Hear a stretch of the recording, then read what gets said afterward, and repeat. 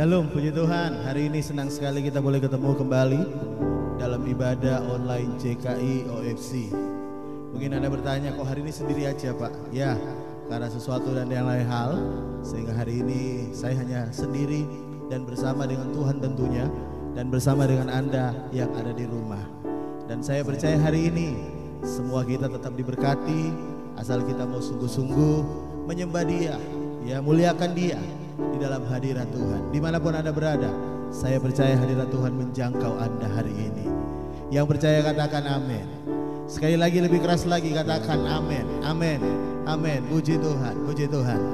Haleluya, haleluya, haleluya, haleluya. Oh, Engkaulah kekuatanku, tempat perlindunganku saat badai menerpa. Aku tak akan goyah, aku tak akan goyah, sebab Kau sertaku.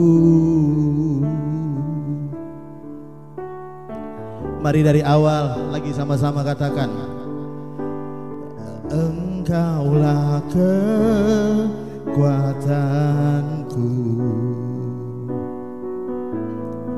tempat perlindunganku saat badai menerpa. Aku tak akan goyah. Lagi dengan iman katakan, aku tak akan goyah, sebab Kau sertaku. Oh, sejauh langit dari bumi, begitu besarnya kasih-Mu, penuhi hati kami yang rindu menyembah-Mu. Yesus, sejauh langit dari bumi, amin, amin, begitu besarnya kasih-Mu. Kaulah Tuhan, kekuatanku, sukacitaku. Saya percaya tidak ada seorang pun di antara kita yang bisa berkuat seorang diri. Karena itu saya percaya kita butuh kekuatan yang dari Tuhan. Karena itu mari dari awal nyanyikan sama-sama lagi dengan saya. Engkaulah kekuatanku, tempat perlindunganku, amin, saat badai menerpa. Aku tak akan goyah. Lagi katakan, aku tak akan goyah, sebab Kau sertaku. Mari angkat tanganmu, katakan, oh, sejauh langit dari bumi, begitu besarnya kasih-Mu, penuhi hati kami yang rindu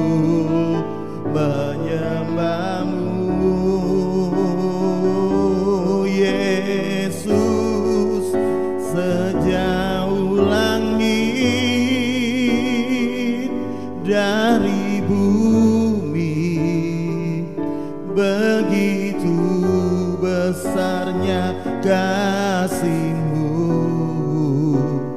Kaulah Tuhan, kekuatanku, sukacitaku. Lagi sekali lagi katakan, sejauh langit, amin, dari bumi, begitu besarnya kasih-Mu. Penuhi hati kami yang rindu menyembah-Mu, Yesus. Sejauh langit dari bumi, amin, begitu besarnya kasih-Mu. Kaulah Tuhan, kekuatanku, sukacitaku. Mari sembah Tuhan.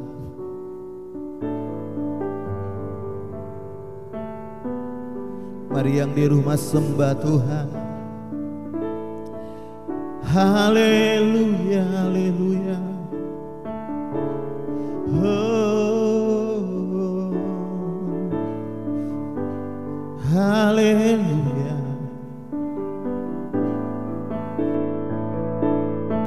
Engkaulah kekuatan kami Tuhan, Engkau gunung batuku, kota perlindunganku, Allah yang ku percaya. Haleluya, haleluya.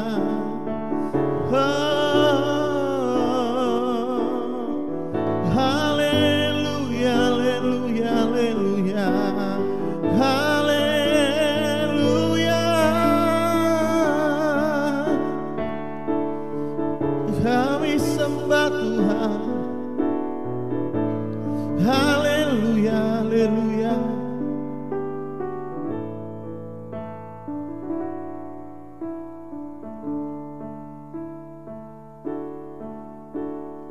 Terima kasih Tuhan Yesus. Hari ini kami mau dengar firman-Mu dan dalam nama Tuhan Yesus, setiap kita yang telah siap diberkati firman-Mu, mari sama-sama katakan amin, amin, amin, amin, amin, amin.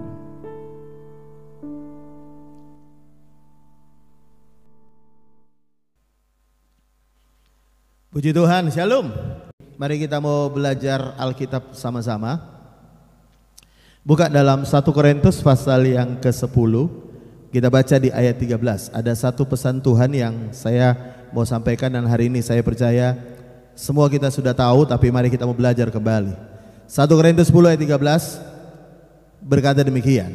Pencobaan-pencobaan yang kamu alami adalah pencobaan biasa yang tidak melampaui atau tidak melebihi kekuatan manusia. Perhatikan, pencobaan yang kita alami tidak melebihi kekuatan manusia. Yang manusia bilang amin, yang di rumah amin. Kita bukan manusia super, kita manusia biasa. Sebab Allah setia, dan karena itu Ia tidak membiarkan kamu dicobai melampaui kekuatanmu. Jadi alasannya kenapa pencobaan kita tidak melampaui kekuatan, karena Alkitab berkata karena Allah setia. Jadi bukan karena kita yang setia.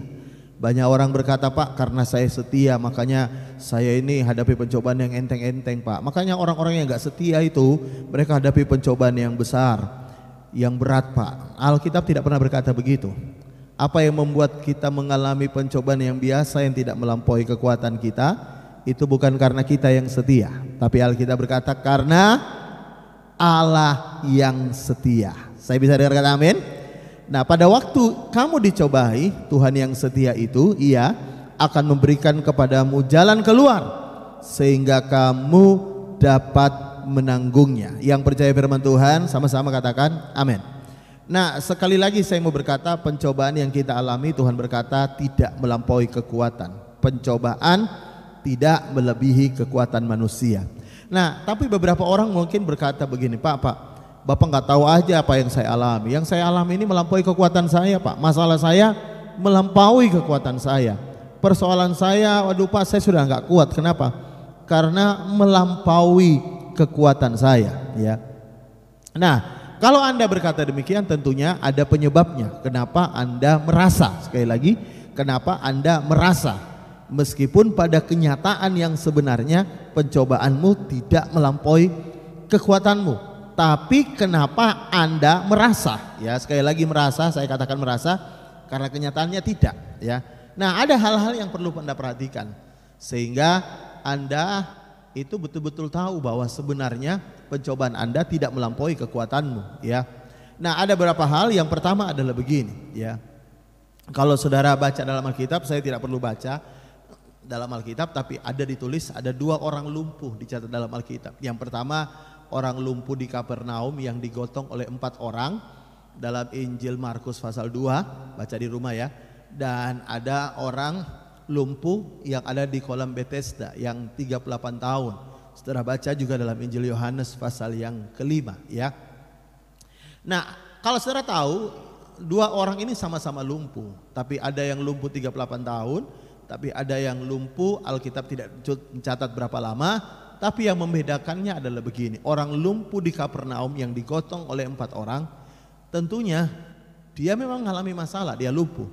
Tapi dia merasa tertolong karena ada 4 orang temannya yang menggotong dia, bahkan yang membantu dia, ya, membongkar atap, menurunkan di atas, menurunkan dengan tilam di depan Tuhan Yesus. Sementara kalau saudara tahu orang di kolam Bethesda itu, ketika Yesus bertanya, maukah engkau sembuh? Dia berkata, tidak ada orang yang mau bantu aku, tidak ada orang yang mau menolong aku, tidak ada orang yang mau menurunkan aku ketika air kolam itu mulai goncang, ya. Jadi yang membedakan, satu di Kapernaum orang lumpuh ada yang mau tolong, ya, ada 4 sahabatnya, tapi yang satu tidak ada orang yang mau tolong, ya. Nah, saya menemukan begini, kenapa sih kita merasa persoalan kita tambah berat? Jawabannya satu, karena begini, kita menghadapinya seorang diri, ya. Kita menghadapi persoalan kita seorang diri. Nah, mungkin Anda bertanya, Pak, iya karena memang gak ada yang mau bantu saya. Nah, pertanyaan saya gini, kenapa orang gak mau bantu Anda? Ya. Kenapa orang gak mau bantu Anda? Nah, saya mau tunjukkan bahwa tidak semua memang orang akan tergerak untuk menolong Anda. Tapi saya yakin di antara sekian banyak orang, ada orang yang pasti mau bantu Anda, ya. Tidak peduli itu 1 orang, tidak peduli 2 orang, tidak peduli 3 orang, bahkan tidak peduli 4 orang, pasti ada orang yang mau bantu Anda. Nah, kenapa kita merasa berat? Karena tidak ada orang yang bantu kita. Nah, pertanyaannya, kenapa nggak ada orang yang mau bantu kita? Karena ada beberapa hal yang saudara perlu tahu. Karena kita tidak membangun komunitas, ya. Kita tidak membangun sebuah hubungan. Nah, ada banyak orang berkata begini, Pak, saya nggak butuh orang, Pak, saya cuma butuh Tuhan. Saya beritahu, Tuhan pakai orang untuk membantu Anda. Karena itu saya beritahu, kita semua butuh Tuhan, kita juga butuh orang, ya. Jadi ada banyak orang merasa dirinya rohani ketika dia nggak butuh orang, dia hanya butuh Tuhan. Saya mau beritahu, lumpuh di Kapernaum butuh Tuhan, lumpuh di kolam Bethesda 38 tahun, mereka semua butuh Tuhan. Buktinya dia mengharapkan mujizat di kolam Bethesda. Tetapi yang membedakannya adalah lumpuh di Kapernaum punya orang dalam sebuah komunitas teman-temannya itu mau menolong dia, sedangkan di kolam Bethesda tidak ada 1 orang pun mau menolong dia. Nah, saya mau tanya sama Anda, dengarkan baik ya, dengarkan baik-baik ini yang di rumah ya. Saya sekali lagi berkata bahwa tidak semua orang itu memang tergerak atau digerakkan Tuhan untuk menolong kita. Ya, tidak semua. Bahkan ada orang-orang yang justru kita harapkan bisa tolong kita, justru mereka tidak menolong kita. Tetapi yang paling penting adalah begini, Anda ada di sebuah lingkungan komunitas gitu loh, ya. Sehingga ketika Anda susah, ketika Anda sedang alami masalah, Anda bisa share dalam sebuah komunitas, ya, share dalam sebuah lingkungan yang sehat untuk Anda.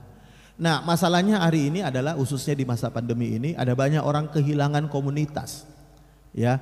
Ada banyak orang kehilangan komunitas. Kenapa saya bilang kehilangan komunitas? Karena begini, khususnya di masa pandemi ini orang bisa gereja kemana saja kan, lewat YouTube, lewat apapun mereka bisa kemana saja ya, karena tidak terbatas ya. Orang berkata sekarang gereja tanpa tembok, betul gereja tanpa tembok. Tapi waktu Anda kesusahan ya, pertanyaan saya, apakah gereja-gereja yang Anda ikuti berminggu yang berbeda-berbeda itu, apakah mereka bisa tahu kesusahanmu ya? Apakah mereka bisa menolong engkau? Sekali lagi saya tidak mengajari Anda untuk berharap untuk orang ditolong, tapi paling tidak ketika Anda ada dalam sebuah komunitas, sebuah ada lingkungan ya, Anda akan tahu ada saat-saatnya Anda butuh pertolongan. Karena itu Anda ada dalam sebuah komunitas.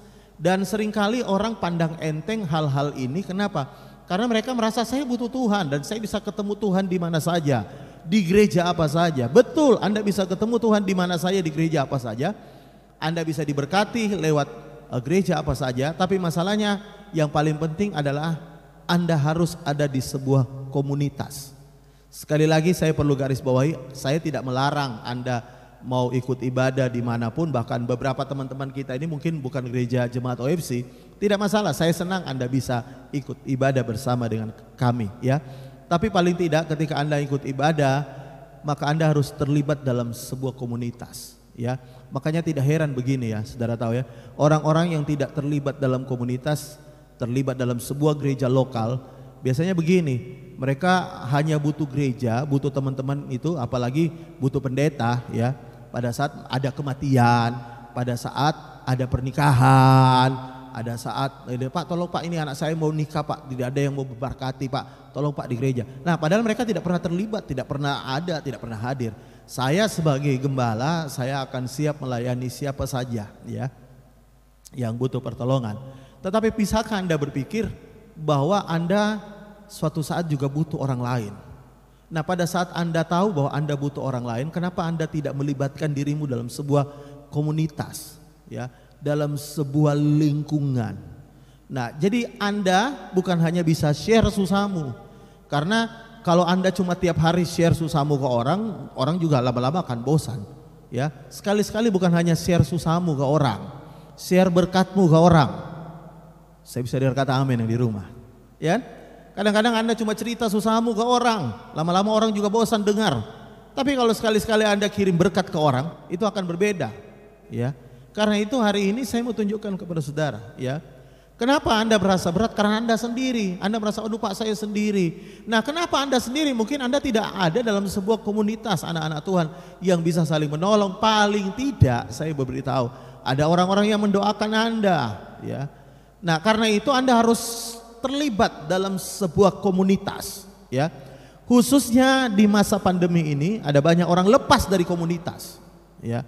Tapi hari ini saya beritahu kepada saudara ya, Anda harus ikut dalam sebuah komunitas, susah senang bersama ya. Jadi waktu Anda senang Anda share, waktu Anda susah Anda share ya.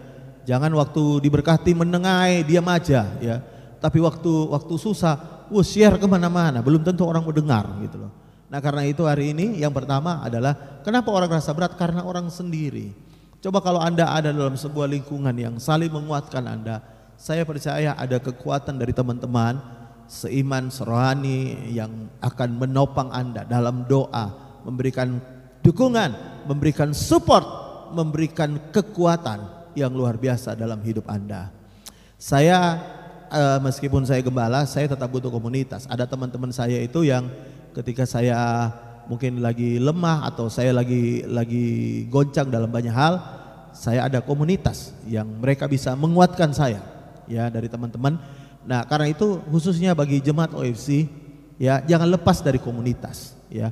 Jangan berpikir waduh saya ini gini, jangan lepas ya.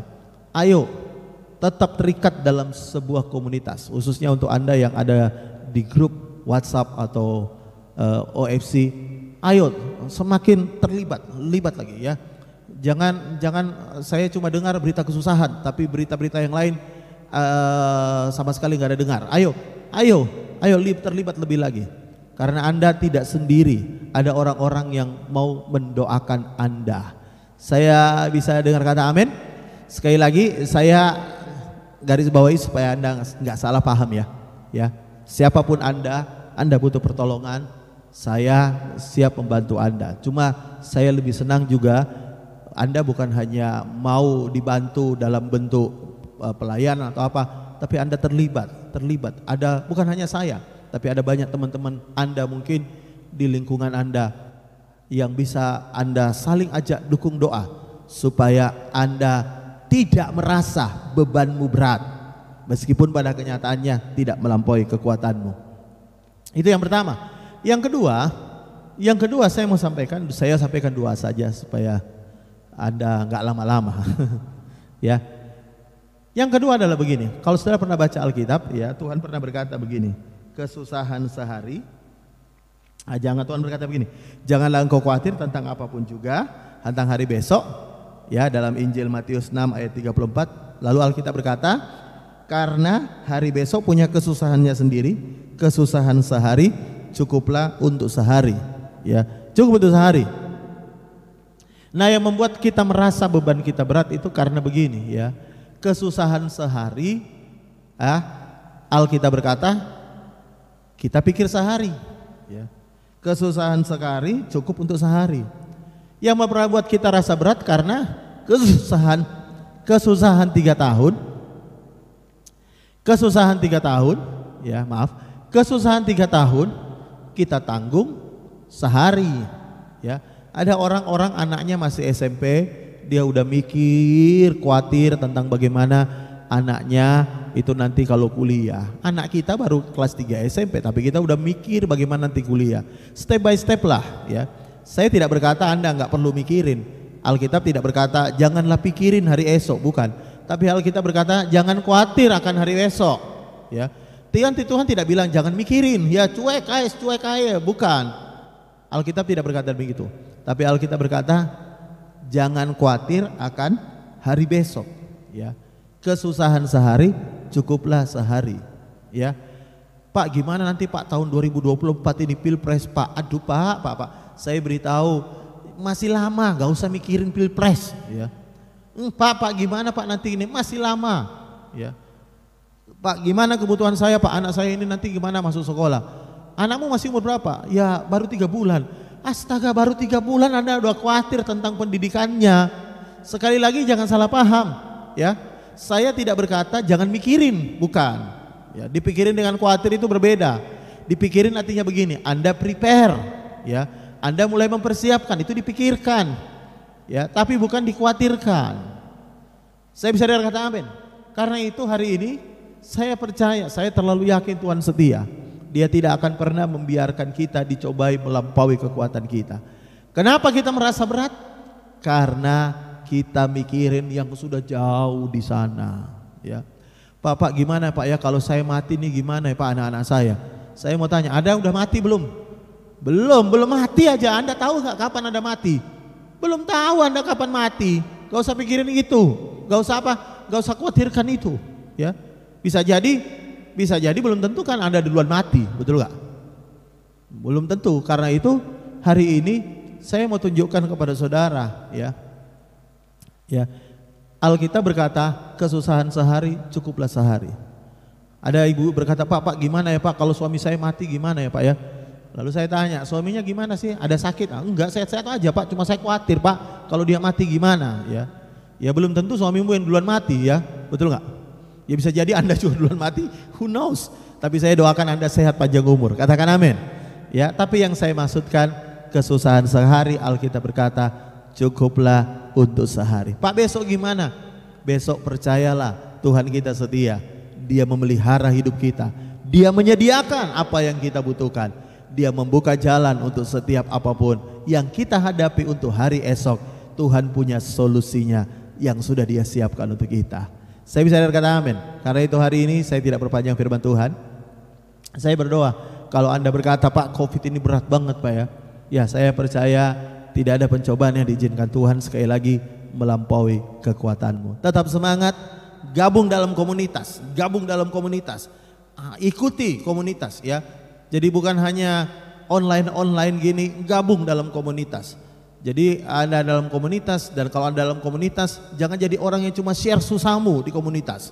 Tapi share juga setiap apa yang baik yang Tuhan sudah kerjakan dalam hidupmu, share supaya jadi berkat juga bagi orang. Dan suatu saat ketika engkau susah, ketika engkau mungkin dalam keadaan lemah, keadaan dalam masalah, ada orang-orang yang support Anda dalam doa.